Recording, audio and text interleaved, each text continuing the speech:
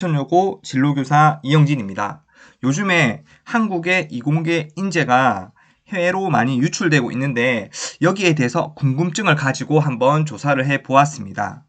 한국 최고의 인재, 즉 공부를 정말 잘하는 학생들은 이제 의치한약수라고 할 수 있죠. 우리나라에서 의사, 치과 의사, 한의사, 약사, 수의사 등등의 이 전문직 사람들은 한국에 계속 살고 해외로 스스로 의지를 가지고 가지 않습니다. 그런데 그 전문가 집단 그 아래에 있다고 할 수 있는 한국의 반도체 이공계 인재들은 우리나라의 의치한약수 전문가 집단보다 더 중요하죠. 왜냐하면 우리나라의 산업을 이끌어가는 달러를 벌어다주는 그런 사람들이니까 이분들이 해외로 정말 많이 빠져나가고 있는데요. 여기에 대해서 궁금증을 제가 가지게 되었습니다. 왜냐하면 지난번 영상에서 우리나라의 1000명 이상의 간호사들이 해외로 지금 현재 취업을 하고 있죠.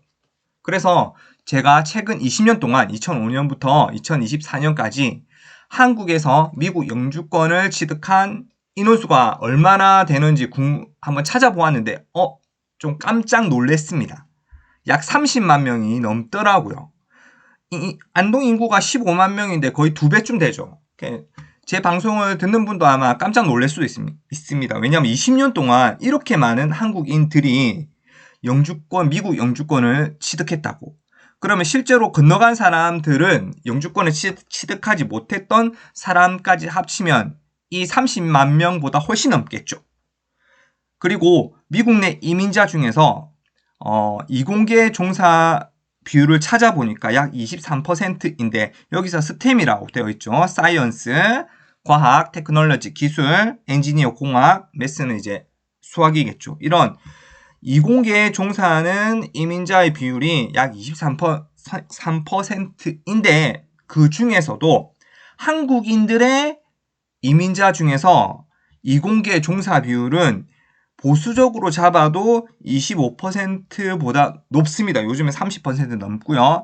그래서 최근 20년 동안 30만 명 중에 25%를 곱해보니 7만 5천 명이 나왔습니다. 즉 최근 20년 동안 미국 영주권을 취득한 이공계 인재들이 우리 한국의 인재들이 7만 5천 명으로 추정을 할 수가 있습니다. 엄청 많이 빠져나갔죠. 이게 우리나라의 산업 동력에 저해가 된다라고 보시면 됩니다. 최근에는 2023년에는 한국의 이공계 고학력자 취업 이민이 약 5,600명이 넘습니다. 그래서 연간 5,000명에서 6,000명 수준의 이공계 인력이 빠져나가고 이것은 한 해 한국인 영주권 취득자의 약 35%에서 40% 가까이에 해당하는 수치라고 볼 수가 있습니다. 그러면 이렇게 많은 한국의 이공계 인재들은 왜 미국으로 갈까요?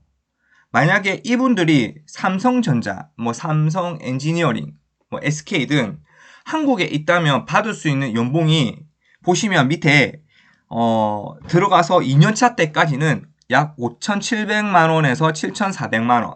그 다음에 중견인 3년차에서 5년차까지는 8,500만 원에서 약 9,900만 원, 1억 원 가까이 갑니다.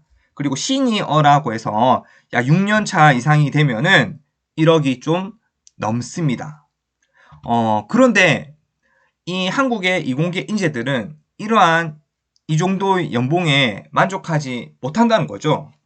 그러면 이러한 한국 출신의 이공계 인재들이 보시다시피 구글, 애플, 아마존, 메타, 마이크로소프트, 테슬라 등등해서 AMD, 퀄컴 미국에 많죠. 그 반도체 관련 회사들이. 그래서 이런 회사들에 취직을 하고 있고요.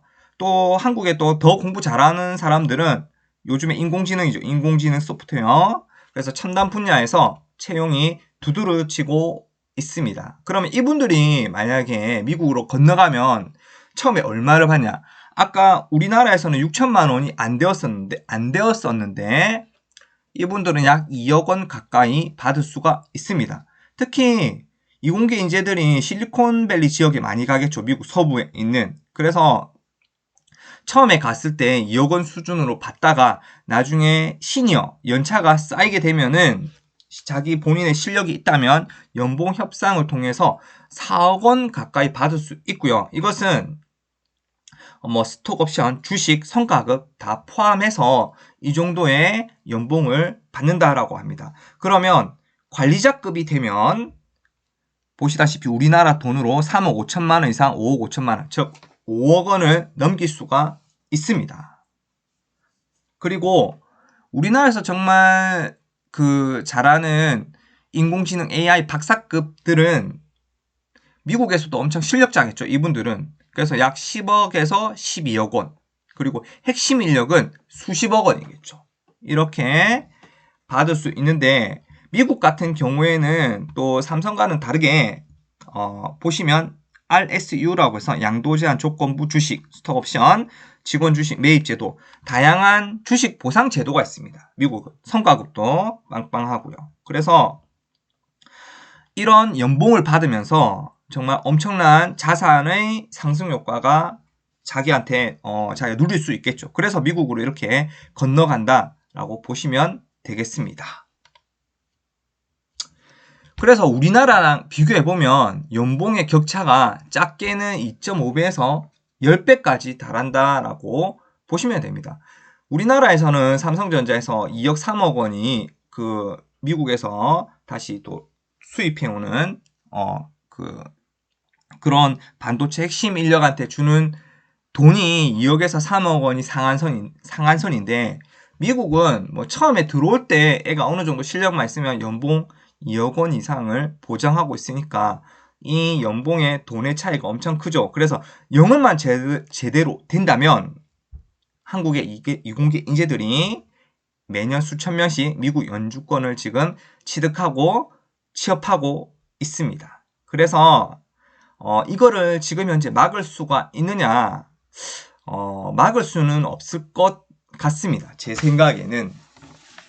그래서 제가 이거랑 관련해서 다른 유튜브를 찾아보다가 단랑이라는 채널이 있는데요. 오른쪽에 있는 남자분이 운영하고 있는 채널입니다.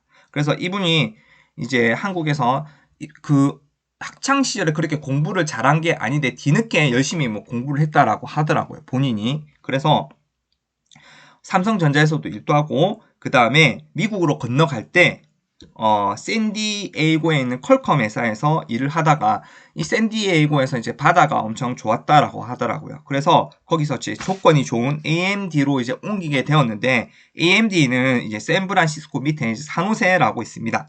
이제 그쪽에서 이제 지금 현재 지내고 있는데 와이프분은 샌디에이고가 훨씬 더 괜찮았다 하더라고요. 바다가 너무 예뻐서. 그런데 이제 이분이 이제 근무를 하면서 미국에 살면 미국에 사는 단점들도 있잖아요. 그래서 이렇게 1년에 그 4억 원씩 버는 이런 분들도 한국에 오면은 막창 먹고 회 먹고 싶고 명륜 진사갈비 뭐 가고 싶고 이런 얘기들을 막 나누고 있더라고요. 그래서 이분들이 하는 얘기를 제가 들어보니까 물론 미국에서 이렇게 4억 원 가까이 이렇게 받으면서 고소득을 받으면서 이제 일을 하고 있는데 타지 생활을 해보니 만약에 자기가 미국으로 안 오고 삼성전자에서든 SK에서든 한 1억 5천만 원, 2억 원 가까이까지만 보장을 해 주어도 굳이 내가 미국으로 올까? 이렇게 얘기를 하더라고요. 그러면 왜 우리나라에서는 한국의 이공계 인재들한테 2억 원을 줄 수가 없느냐?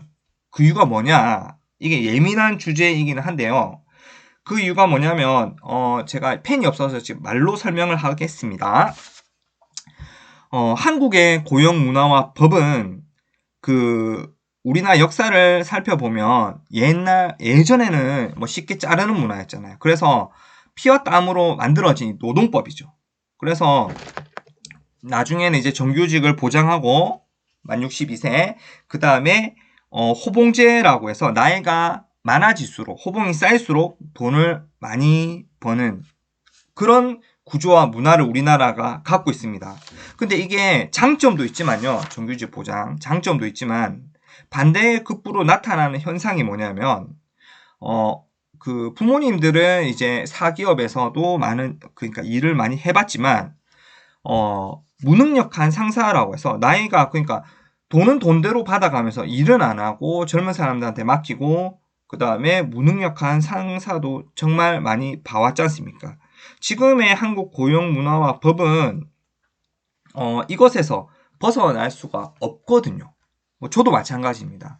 저도 지금 현재는 교사로서 19년 차로 일을 하면서 지금 현재 30호봉이고 교사들 중에서는 젊은 선생님들보다는 돈을 좀 더 많이 받고 있습니다. 그거에 대한 저도 수혜를 받는 이제는 그런 세대가 됐다라고 볼 수가 있죠. 근데 저는 이제 공공기관 쪽이고 사기업은 이제는 미국처럼 이제 점점 변할 수밖에 없다라고 생각하는데요.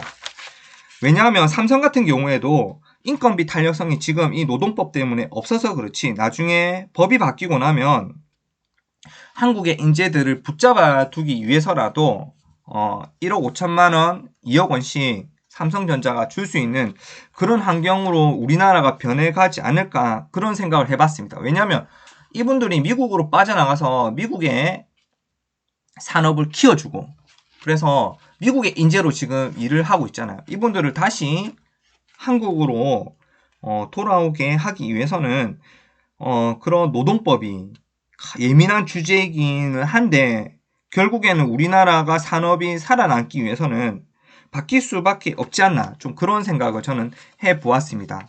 근데 그럼에도 불구하고 저는 진로교사로서 한 개인의 측면에서 어떤 학생한테 어떤 진로가 평생을 살아가는 데 있어서 좀 더 연봉, 워라밸 등등과 관련해서 괜찮은 삶을 누릴 수 있을까 고민하는데 이런 저의 그 문제의식과는 반대로 공기업 쪽에 취직을 많이 권하고 있습니다. 그게 워라밸도 훨씬 괜찮고요. 그래서 이런저런 제가 모순적인 이야기를 해보았는데 오늘은 다음에는 또 다른 주제를 가지고 얘기해 보도록 하겠습니다. 이상입니다.